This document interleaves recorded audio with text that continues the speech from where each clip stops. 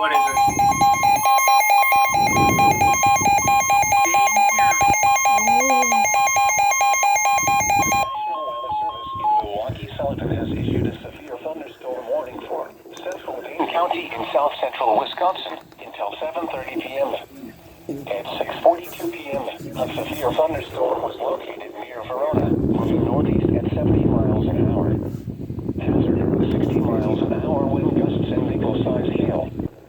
Source, radar indicated.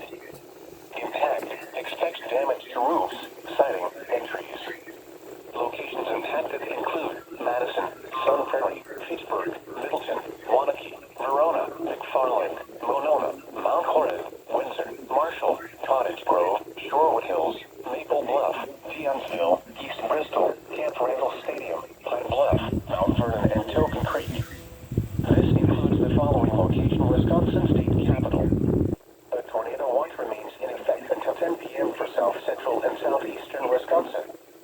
For your protection, move to an interior room on the lowest floor